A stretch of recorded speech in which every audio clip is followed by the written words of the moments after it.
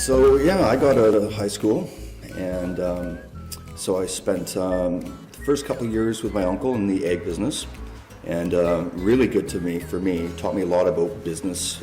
My uncle's business skills were fabulous, and learned a lot at a young age, and learned my community a lot.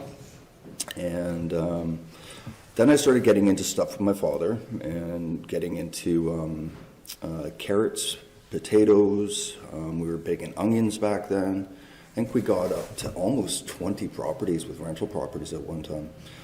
Some even being down here with the Red Barn, all that land in the back, and all the Panama Flats, and a lot of work.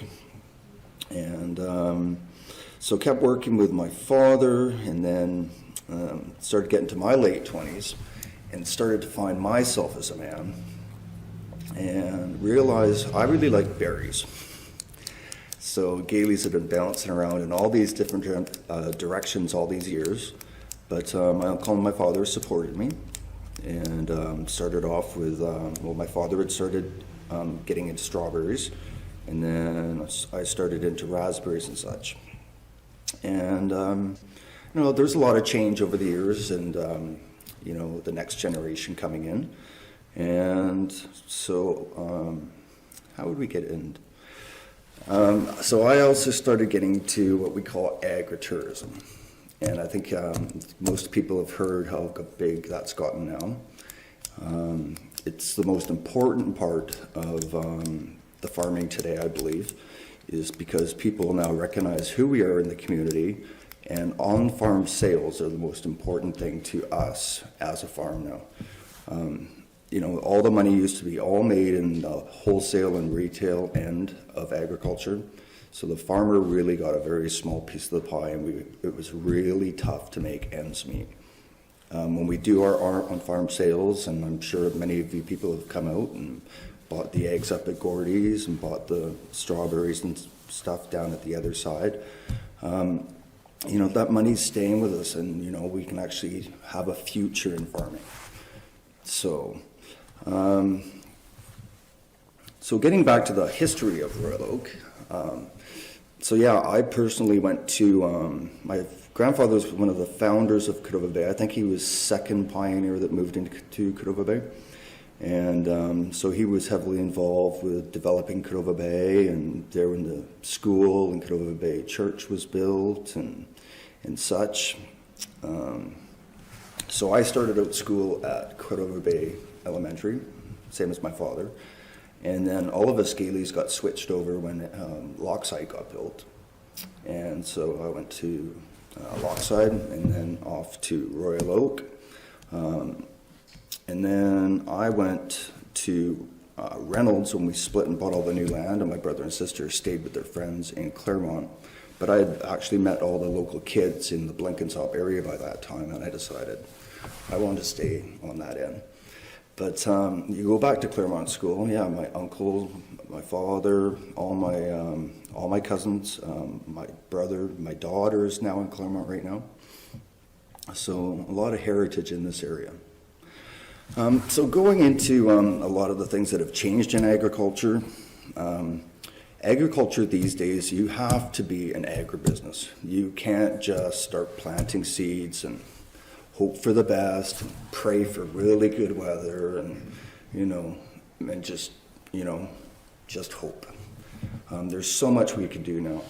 A lot of the land, we are operating for produce and agritourism now. Everything has drain systems. And so every 20 to 30 feet, depending on what field we're in, we have drain tile in the field. And they go into a pump house, and they get lifted up, and the water's taken away. And, you see the press all the time. You've probably seen me with the press, and they come in, and the weather's coming, and people are getting floods and all that. They're like, Rob, this is really affecting you. How are you going to make it out? And they're looking for this really sad story. And I'll turn it around on them, and I'll say, it's a nuisance having all this rain, but thank goodness that we were prepared for this. We knew we were going to get heavy rains coming one day, which is why we're investing into making sure so when all these things happen, we're ready for it and we have a plan. So the heavy rains come. This year wasn't too bad. 3 years ago in the pumpkin patch, when we had all those really heavy rains, pumpkin patch went underwater, and within 2 days you could walk on it in your running shoes. That fast. Just keep those pumps running 24 hours a day. We were okay, but we knew one day that this was going to pay off. And this year it got pretty wet in the beginning of October. Once again, pumped it off. Corn maze, all of our berry stock, very expensive to plant berry stock. But things like blueberry and raspberries, you're looking to try and get 10 years production off that field.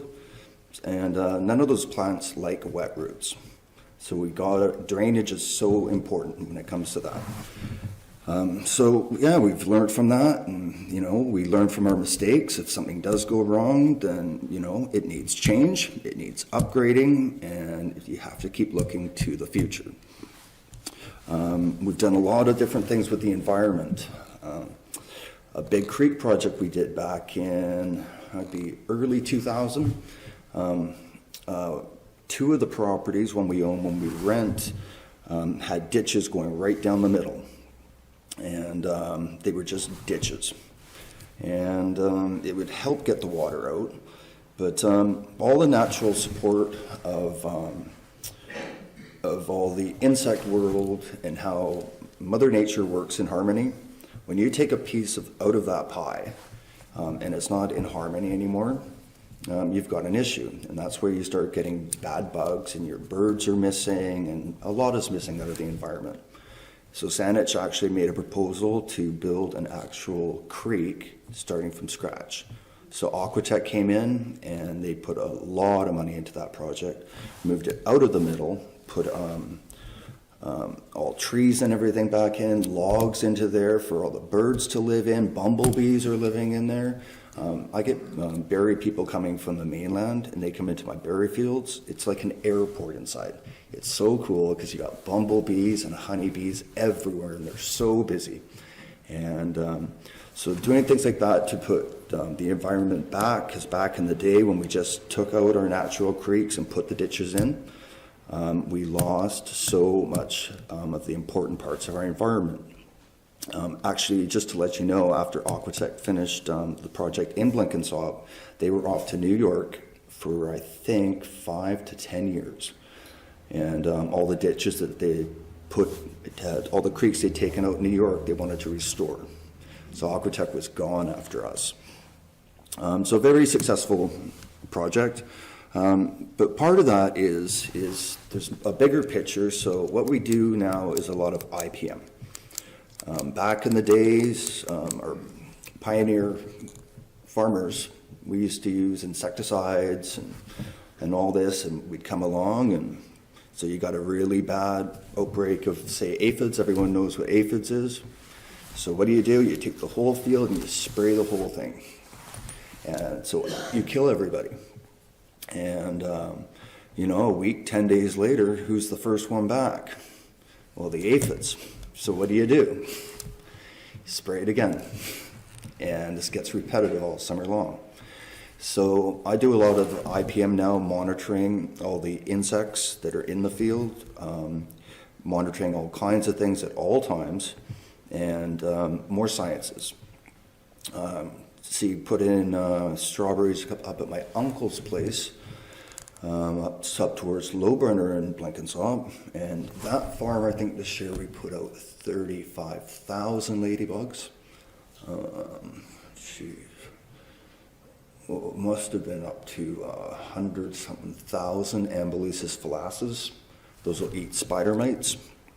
And the great part about doing like that is they do all the work. But, back in the old days, we didn't have bug farms. You weren't able to buy all these insects, which my generation now, they're actually suppliers that will deliver these right to the farm. But when you take a field and you put the ladybugs out, you put them out to the center, and they'll keep eating their way out to the end of the field, and nobody's left behind them when they start shedding out. And then they start heading out into the bushes that was surrounding the field that was actually hiding all the bugs to come back in. So it's actually taking it all the way out. You don't ever need to reapply. So all you really need to do with Mother Nature is where you see a bit of a weakness, just a bit of a boost before you get a problem. But once you have a major problem, you have a problem. So you've got to be ahead of the game. Same as anything else, you know, when you got a cold, treat the cold. But once you got the flu, you know, we have the same thing with vegetables. We'll actually put a field under. So same as some carrots this year, we had some carrot rust fly and just put it under. Another few things I could tell you about is different ways that we're growing now. So let's talk about irrigation. I'm big into microdrip. So I do a lot of traveling in the winter. I've actually learned a lot of things down in the States and down in California. I'm sure everyone's aware they have a major water problem down in California, and they treat water like gold. So microdrip, I actually, I've developed my own system where I put plastic mulch over the field, and so that's going to stop all your weeding. That's going to stop the wind from picking all the moisture up off the ground. And then we actually put pipes right next to the plants all the way down, and they're dripping most of the time 0.045 gallons per minute per 100 feet, so very little water. And that water is going right to the root system. And that water, once it's down, it's underneath the plastic and it can't be taken back up. But now that we have these pipes, I can actually put the fertilizer in weekly. And if you look at how fertilizers work, we have something, if you look on fertilizers, you always see the 3 numbers on the front. Those are your primary fertilizers. So you have NPK, nitrogen, phosphorus, and potash. So on the young plants, or different plants that you'll see, when you first start a plant, it needs heavy phosphorus, and that's for the roots. And then we'll go back and we'll get the plants, because I don't want the plants to really grow, especially strawberries, right after I plant them. I want them to get the big feet, just get your root system down. So you get a really good strong root system, and then you go back to the first number, the nitrogen. And as soon as you give them a bit of nitrogen, they come up very quickly. And once you get the right size plant and all the flowers are coming on, then potassium. And that'll get you your really good fruit. But instead of giving them a one-time feed, and those fertilizers will wash down because they don't stay around the plant for the time that you need, you apply it as you need it. That gives us a lot of savings. I mean, you watch back in the old days where we used to use those big guns, and you watch, even today you go on the highway and you see that giant thing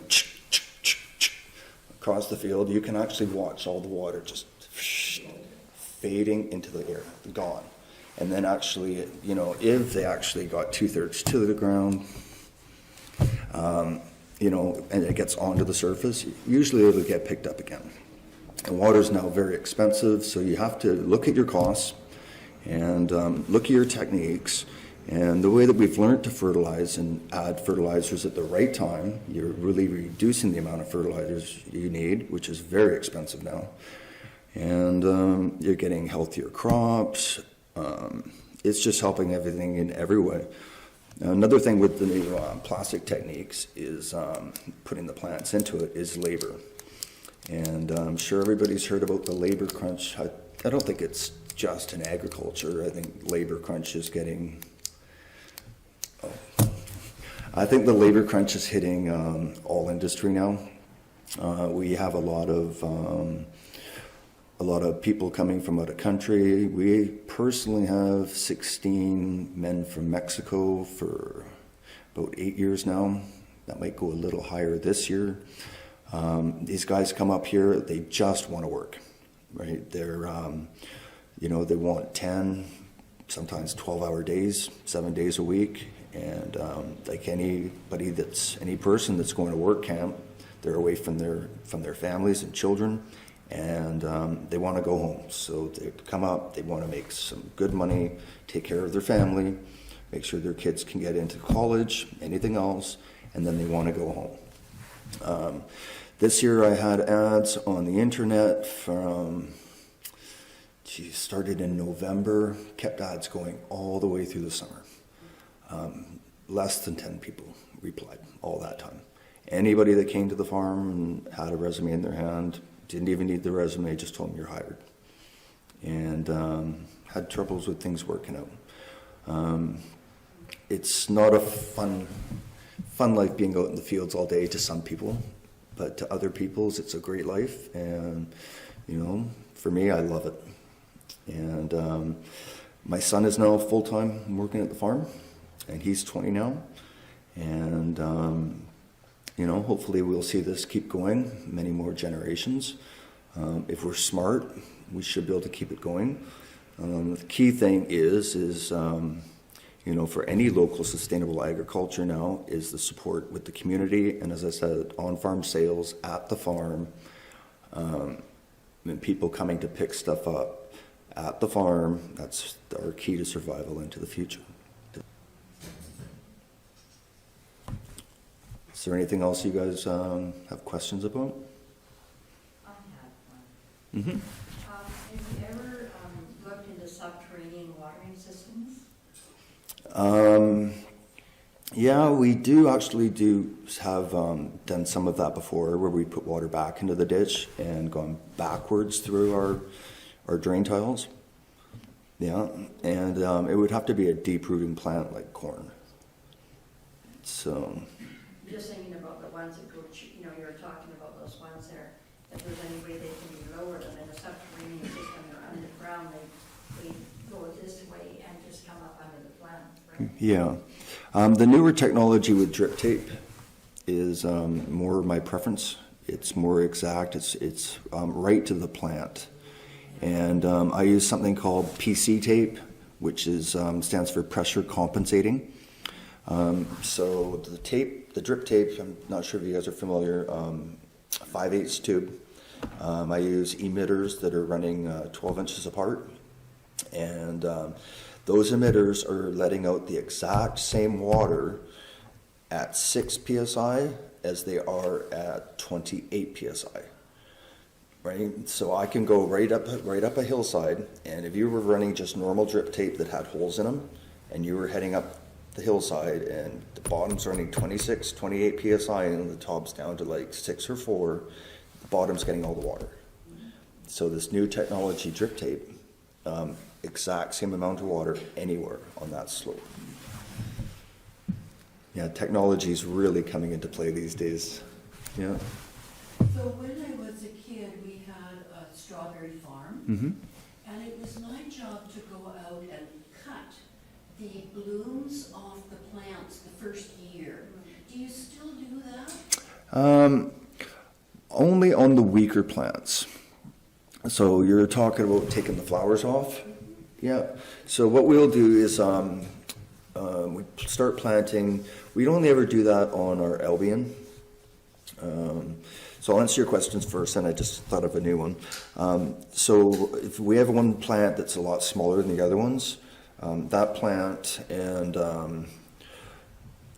is taking a lot of its energy towards putting it all into that hand, into that bloom, and so she's not going to be working on growing on the plant. All the energy is heading out to the new plant. So yeah, we'll go in, we'll take maybe 10% of the plants that just didn't grow as strong, and we'd rather see the mother get bigger for next year.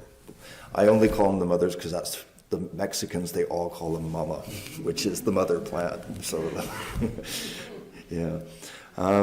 Another thing that's really changed with strawberries now, I mean, I've had almost 500,000 plants at one time. So go through a lot of plants. This year I'm around 400,000 plants, so a lot of care.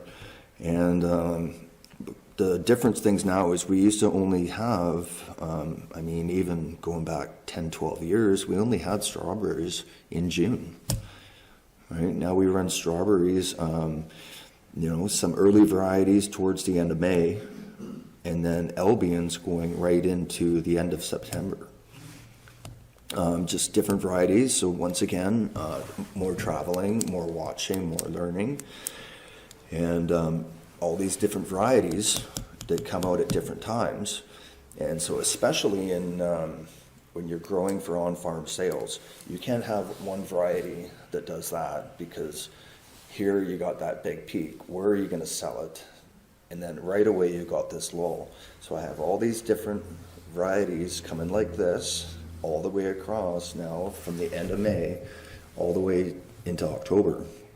And yeah, we get a few little peaks and a few little valleys, but not a lot. And that's why if you guys ever come to the market, and today we've pints only, because we're in one of those valleys, and then you'll see we're selling flats. That means we're up again.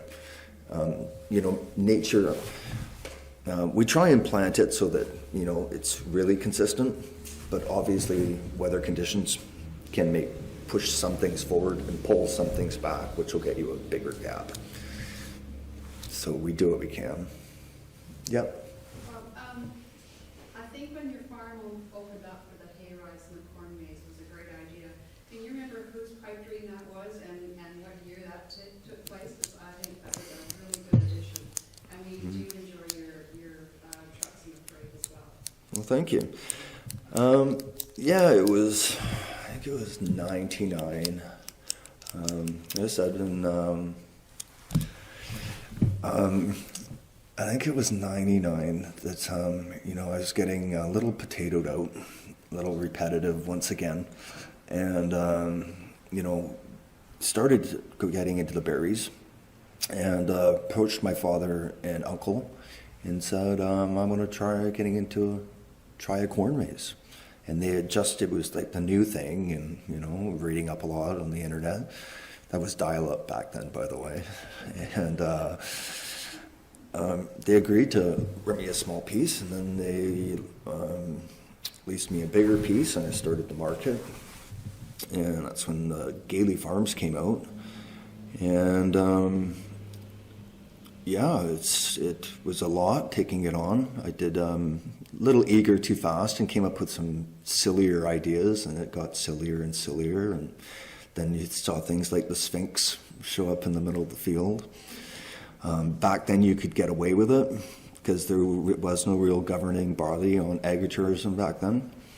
Where now there's a lot of governing bodies where things like gnomes, not like anybody here has heard, but you have to go to the city and get a variance because of the height of the gnome. Well, I don't think he's the tallest thing there. Lowered his feet into the ground. That was the first thing I did when I met with council. Is I said, can't I just lower him? And they said, no, he has to go off natural grade. And just to clarify with people what it was like working with Saanich on that project. So when I sat down with the girls, they explained it to me finally where I understood it. They said, Rob, if Saanich was gifted Howard ourselves and wanted to put him up at Commonwealth Pool, this is a process we would have to do to ourselves before we could even put it up. And then it was like, I got it now. So they were always cooperative. They were not against me. And they got that variance through in record time, and they were really good to work with and talk to council, and they voted unanimous. And it really wasn't, it was not a hard process. How tall is Howard? Jeez, so many numbers in my head. I think he's 28, about 28 feet. Yeah. And did everything we promised. He blinks, he waves, and he's got the friendliest face with these big blue eyes. And the final thing was, I said to David, we've got to get the eyelashes on him. So took a big broom out of the shop, cut off all the black bristles off of there, glued them all on, and now he looks so friendly now. He's not. He was good for the kids, and the amount of photos on the, all season long this year in October is nonstop.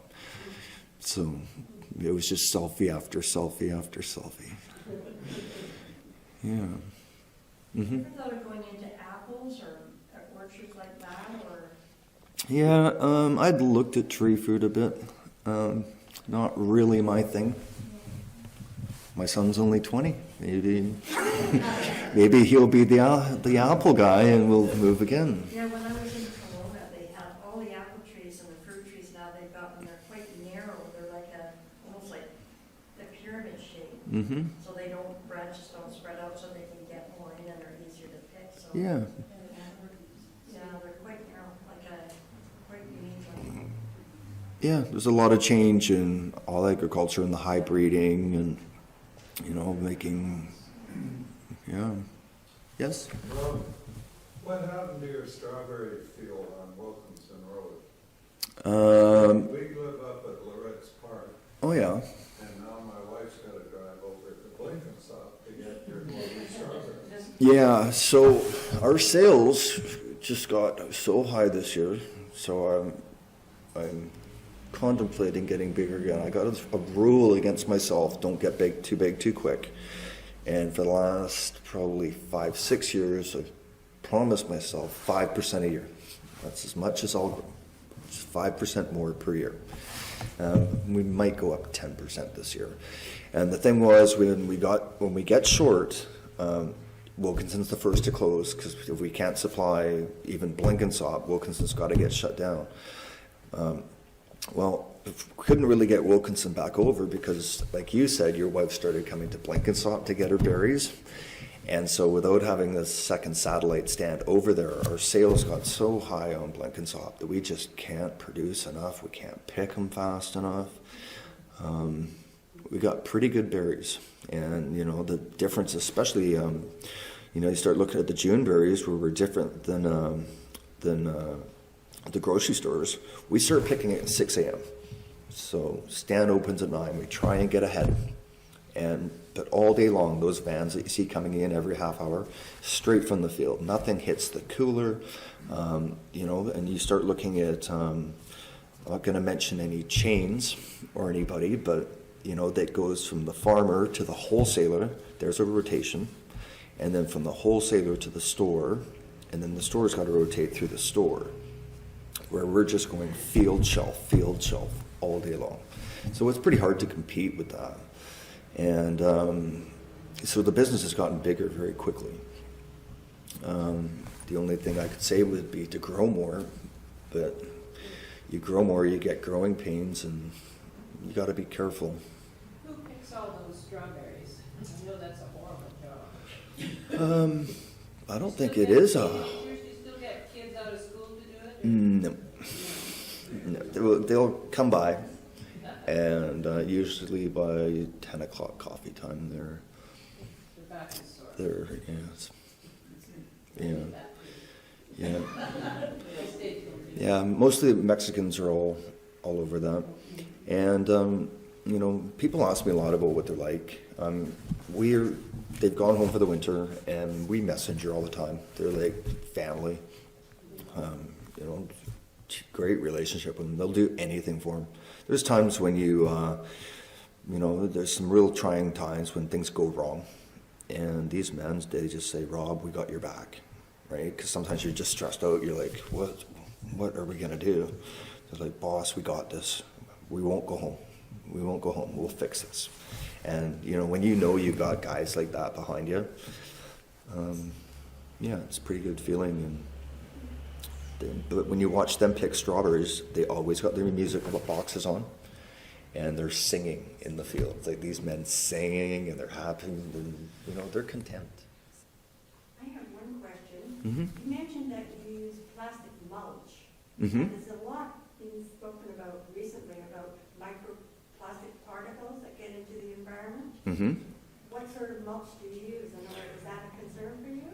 Yeah, so we do have, it is a plastic, and we do send it to recycling, and we're very careful not to get any plastic into the field. We don't want to see plastic come through.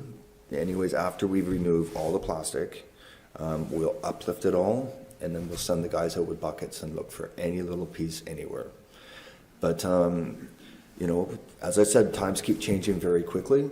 They now have plastics that are dissolving within a year. Like, here it comes. Here's this whole new generation that it's breaking down that fast. But I went to an ag show last year and got some of this stuff. It was breaking down, like they said, within a year. But how do I use it on my 2-year crop? So then the second year, all my weeds would be coming through because it's breaking down too fast. But, I mean, technology's coming, where you won't see the need to recycle. It'll go down itself. I think technology is never going to stop. And as a young farmer, you have to stay on top of technology and learn. Do you grow in greenhouses at all? Yeah, so I have what they're called is tunnels. And I got 70,000 square feet, put those up in, I think 2011, 2012 we went up. And so they're a frame, and then all their legs are drilled into the ground. I just bought a drilling machine, and we drilled all these things in, and you can just pull the plastic over it, right? And so you build a hot house, and then in the summertime when it gets too hot, you pull the plastic back off. When we put them in, I was excited to get into them, and then realized pulling this giant plastic pieces that are 500 feet long by 40 feet wide. That's a big chunk of plastic, and it's very heavy, and it's a lot of work every time we went to move them. And then, but anyways, we're still going on them. I just put raspberries into 3 tunnels this year, and hoping if I put the raspberries under this special plastic, it'll stop the spotting on the raspberries. Raspberries, you ever see the sun scald? It's that white spot on it, right? It's just like a sunburn. So the plastic that's on those tunnels, it's called luminance. It'll take out all the harmful red light, and it'll just bring in the good light. And it'll keep the heat up, and it'll heat up more quicker in the morning and hold the heat in later at night. And hoping maybe it could get me 2 weeks earlier on some of the raspberries. And so once again, hopefully this works. I'm just trying 3 tunnels of them for this year. Might be able to start getting raspberries 2 weeks earlier in the season. Extend our season out longer. Always looking for new ideas. What about, I see farms that spread huge amounts of remay over crops to get them Yep. growing quickly at the very beginning. Do you reuse that stuff? Yes, it's very expensive. Yeah. Try and get through as many years as we can. We've gotten 3rd year before. It's hard to get 3rd year. Windstorms will just shred it. Yeah. And once again, it breaks down pretty quick. How wide a roll do you have to buy? There's many options. Huge, huh? I go with I go to 60 feet wide. Yeah. And I think they come 1,400 feet long. I'm using it for corn and bunch carrots. And do you get corn actual that you can sell out of your corn maze, or is it a variety that you don't care about getting corn? You can use 2 varieties. The corn out of there right now is basically being fed to my cows. And Oh, that's good. yeah, I'm raising some beef. And, yeah, No end well, yeah. Corn is like my newest thing that I really got into last winter. So as you're starting to understand, I get a little bit bored sometimes if I do things for too many years. Then I want to try some new stuff. So got big this year into corn, and it was fairly successful, going it different ways. And so starting out with a heavy phosphorus and a little bit of potash to start the corn off, because all it really needs is to get the roots and get started. And then when the plant gets up to about 5-6 inch, then hitting it with more nitrogen. And then if you can get that big root system down, and well, it's in the cooler weather because it's not going to grow that fast anyway, and add the remay, hit it with nitrogen this year, and pow, up it went like really quick. And I got I wasn't that early compared to some other farmers around here, but a lot earlier. So it was successful, and I got some new ideas to build on for next year. But I really see corn being a big one for me as a rotation crop with my berries and other things. How do you control deer and birds? Live in jail. all day long, pull up my truck, open the gate, pull my truck inside, close the gate behind me, go to the next field, open the gates, pull my truck ahead, close the gates. And the birds. The geese are a tough one.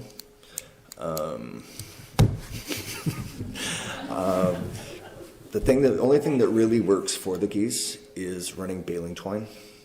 So I'll do it in a lot of places, but it's more expense, but cheaper than losing your crop. So baling twine's fairly inexpensive, and every 20 feet, right across the field, just strand, one after another. The geese won't go under it.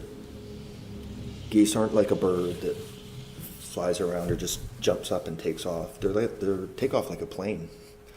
They will not go under those tunnels. They will not go under that wire. They look up and see anything above them, they won't go under it. And it works, but when you're in the middle of a field, now what have you got to tie to? So now we got to start putting posts down the field and putting this stuff both ways. And I don't really have much problem with straw, just with the blueberries. When the blueberries are on there, the little thieves. Yeah. Do you have any idea what's going to become of Panama Flats? Will vegetables ever be grown there again? Do you know? Well, I don't really want to comment other than to say that somebody really ruined the Panama Flats. Yeah. It's disastrous, I know. and it's a big shame. Yeah. But yeah, they've asked us, and nope. No more. Yeah. Oh, remember Heather walking there and the smell of all that corn just ripening? I don't know what that smell is like, but it was so great. Yeah. I like the onion harvesting at Panama Flats. Brings my childhood back, Yeah? day after day. Yeah. Yeah. Heck, were you that kid riding around on a bicycle checking things? No. Checking the irrigation, and did you people put in all that irrigation, the pump that took the water out of the ditch, and now it's sitting there, I guess? No, when we left, everything came. Oh, it did, okay. Yeah. Good. Yeah. Ralph, back to your strawberries and raspberries, anybody in the agriculture business or anybody, family who's grown raspberries and strawberries and stuff, knows how labor intensive they are. And also, congratulations to your family, because we had a field of strawberries, and we know how long it takes to get from the kids or the Mexicans picking them to the store in your case. Mm-hmm. The spoilage on them must be something too, because we know they can spoil so quickly. Mm-hmm. In moisture or anything like that. So kudos to you, because it's a labor-intensive program. Mm-hmm. And for you to provide all that for the community in our area is really wonderful. Yeah, a lot of it is the SAWAP group in Vancouver that brings the people in. All of BC would be devastated without that program. I mean, all the farms. Last number I heard, there's 6,000, I think, that are coming in, not for a long period of time, but for those few months that the crops are on heavy. Well, Rob, thank you so much. All right. We really appreciate all the information that you shared with us. And thank you for coming and spending your afternoon with us. You're welcome to stay. We're going to break for refreshments now, so if you'd love to have a cup of coffee with us and some cookies or whatever, we'd be pleased to have you.